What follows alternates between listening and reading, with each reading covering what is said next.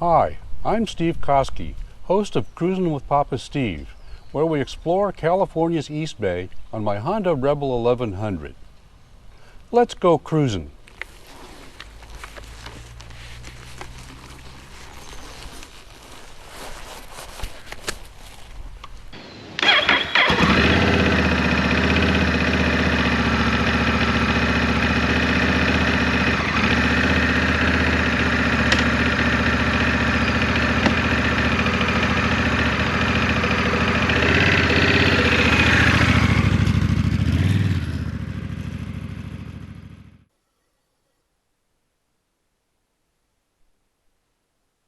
When I look out the wide rectangular window in my den, beyond the hummingbird feeder, past the backyard fence, then over the rooftop of the neighbor's house behind ours, I can see the summit of Mount Diablo and its companion, North Peak, 23 miles away.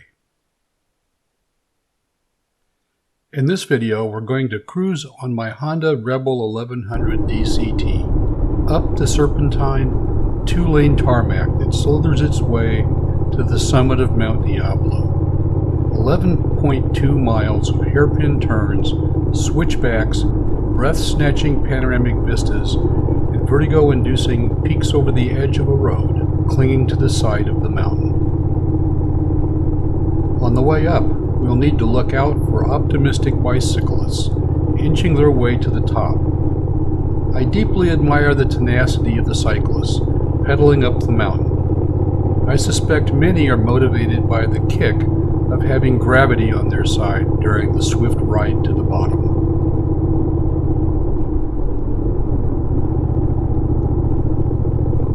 Bicyclists on the mountain road are a daily encounter, but once a year, cycling to the top becomes an event. The Mount Diablo Challenge is a bicycle race held the first Sunday every October. The race begins at the Athenian School in Danville, at the southwestern base of the mountain, and climbs 3,249 feet in 10.8 miles. The challenge attracts between 800 and 1,100 cyclists each year. Bicycle riders of every age and ability are represented, from weekend enthusiasts to top professionals.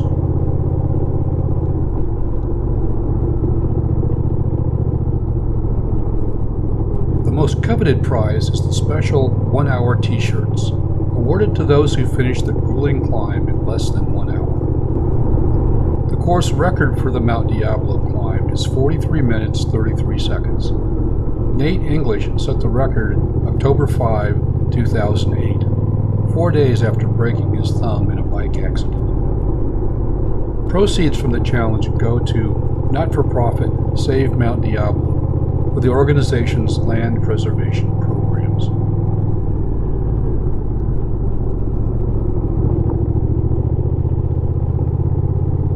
Mount Diablo rises to 3,849 feet above sea level. That sea, the Pacific Ocean, or more precisely San Francisco Bay, is just a little more than 35 miles west. The mountain is Contra Costa County's tallest. It's visible from the entire East Bay. Mount Diablo is the offspring of two great geological tectonic plates, the Pacific Plate and the North American Plate. The two plates are colliding at an achingly slow pace along the 810-mile-long San Andreas Fault. The Pacific Plate is sliding under the North American Plate at the rate of 20 millimeters to 35 millimeters per year, about the same speed your fingernails grow. The fault runs northwest to southeast along the California coast from Cape Mendocino, then inland to the Salton Sea, southeast of Palm Springs.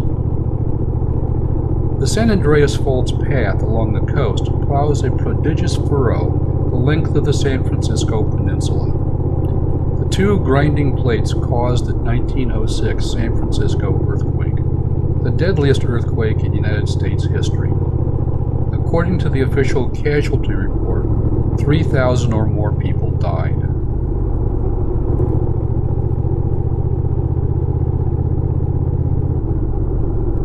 The Richter magnitude scale was not invented until 1935, but geologists estimate the temblor reached 7.7 to 8.3 magnitude. The Pacific and North American plates created all the mountain ranges along the California coast. Mount Diablo is isolated from the other coastal mountains, but the same geological forces of compression and uplift are still creating it. The mountain is slowly growing taller, at the rate of 3 to 5 millimeters a year, a little slower than your fingernails grow in a month. During the Jurassic and Cretaceous periods of the Mesozoic era, when dinosaurs walked the earth and swam in the seas, the summit of Mount Diablo was at the bottom of the ocean. You can still find fossilized seashells at Mount Diablo's summit.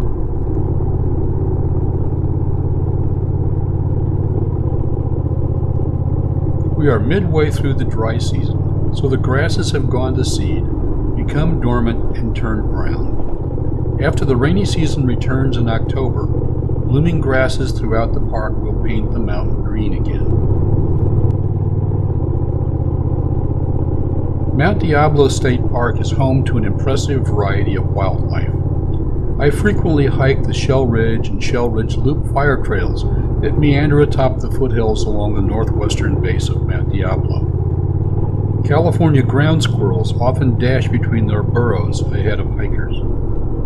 Turkeys are abundant. I've seen flocks as large as 20 birds during mating season. Witnessing such a flock containing more than one tom at a time with its tail feathers fanned to seduce the hens is not unusual in the park.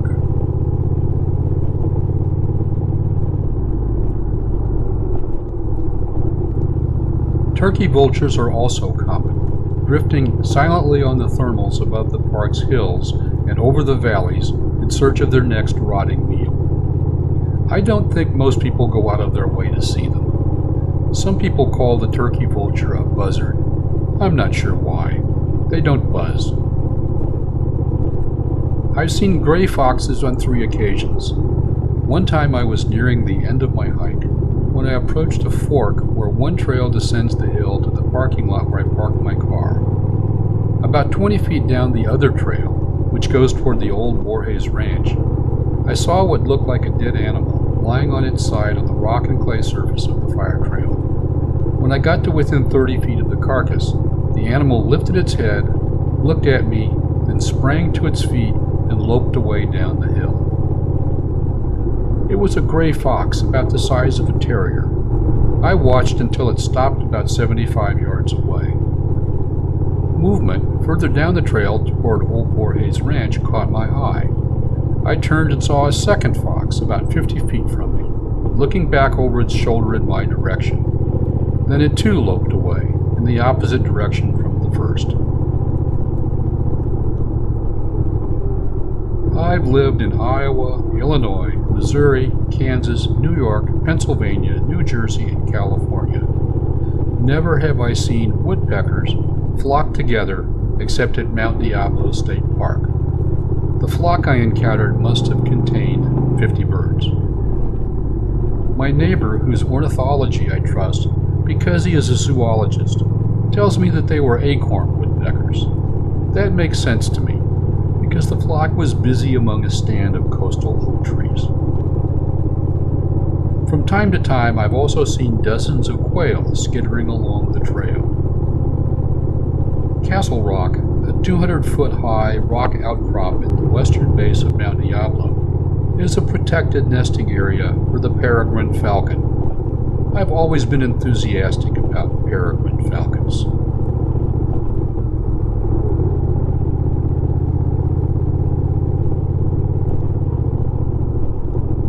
Another day, when I was finishing up my hike and had just come down the hill from the Shell Ridge Trail, heading toward the gate, I saw a young peregrine perched on top of a 4-inch fence post next to the trail 20 yards ahead of me.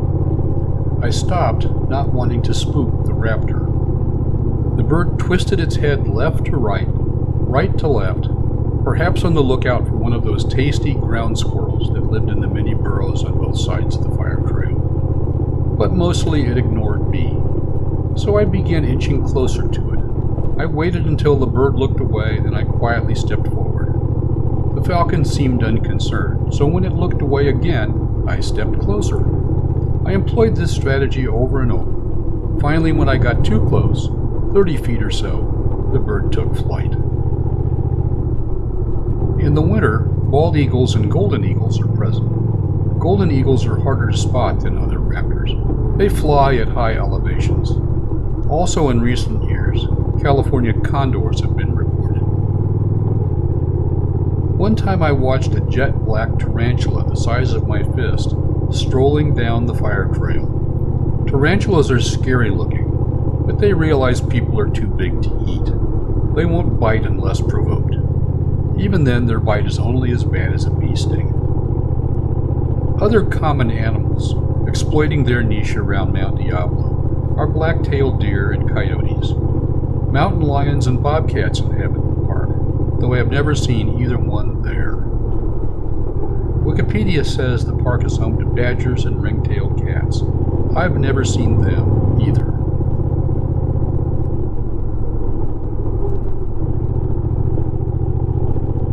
The park is also the range of the northern Pacific rattlesnake. Rattlesnakes are shy and defensive, but hikers need to be cautious about where they step to avoid accidentally disturbing one. Other hikers have told me they have seen rattlesnakes. I haven't. Before 1769, California was the tribal lands for more than 300,000 Native Americans. Mount Diablo plays a central role in the creation myths of some of those coastal Native American tribes. According to Miwok and Ohlone myths, the mountain was the point of creation. In one surviving narrative fragment, Mount Diablo and Mount Tamalpais in Marin County were surrounded by water. From the two islands, the creator, Coyote, and his assistant, Eagle Man, created Native American people and the world. Mount Diablo may have gotten its name from the 1805 escape from the Spanish of several Chupcan Native Americans into a willow thicket 7 miles north of the mountain.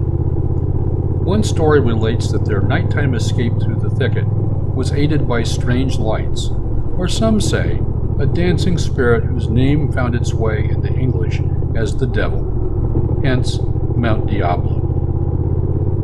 Mount Diablo is associated with several famous people, including James Grizzly Adams, who was a frequent visitor and resident on Mount Diablo in the mid-1850s. That was before I retired and moved to the East Bay. Also, jazz pianist Dave Brubeck grew up on Brubeck Ranch near the park's north entrance.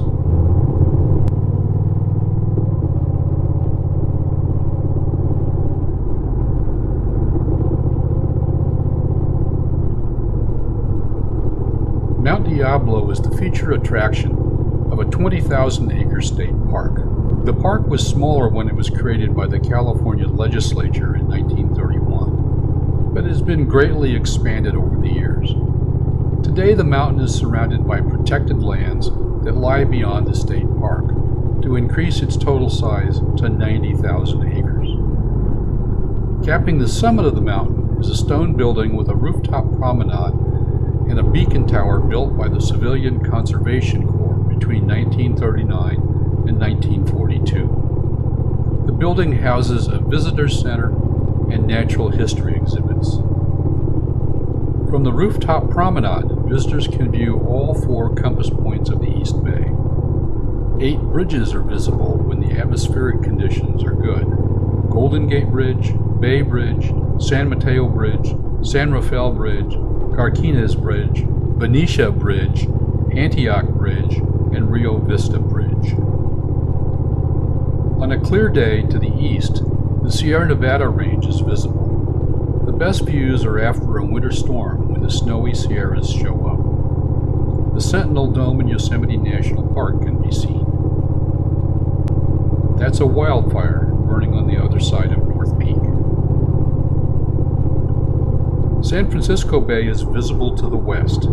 However, Oakland and Berkeley are hidden behind the mountains that line the bay. San Francisco is visible on the other side of the bay, when haze and fog permit. The Sacramento and San Joaquin River deltas are to the north, feeding into Sassoon Bay.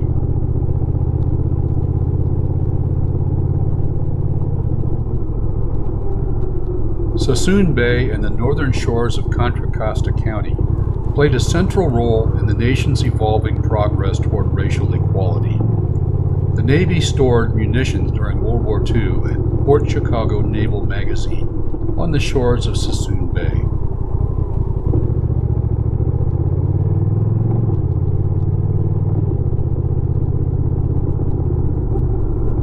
In 1944, munitions exploded while being loaded onto a cargo ship bound for the Pacific Theater, killing 320 sailors and civilians.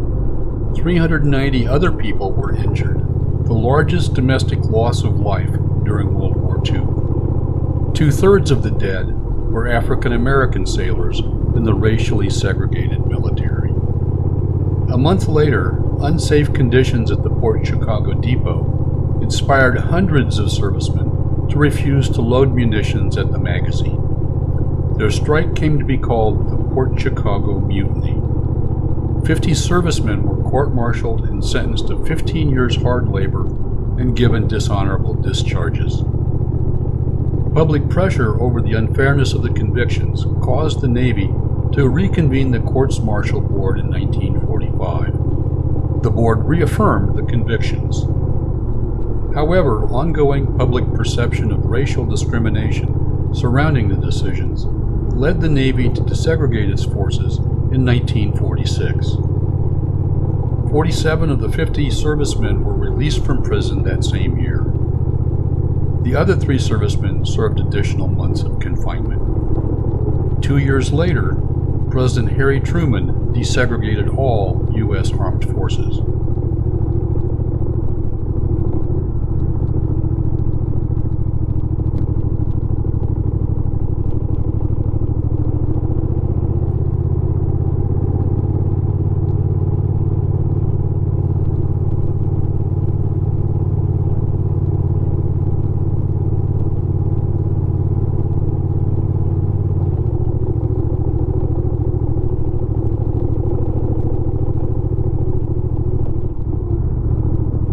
Well, we reached the top. That concludes Cruisin' to the Summit of Mount Diablo. Look for this video's companion video, Descending from Diablo.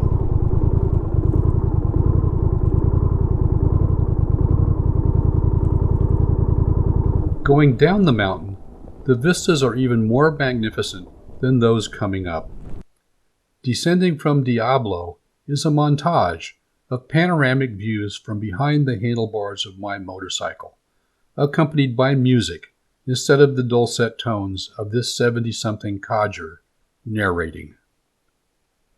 This is Steve Koski, host of Cruisin' with Papa Steve, where we explore California's East Bay on my Honda Rebel 1100 DCT. I hope you enjoyed this video. You can tell me if you did by clicking the like button below. Also, I would be delighted if you would subscribe to Cruisin' with Papa Steve. If you don't, I'll be just another codger talking to himself on the internet. See you on the road.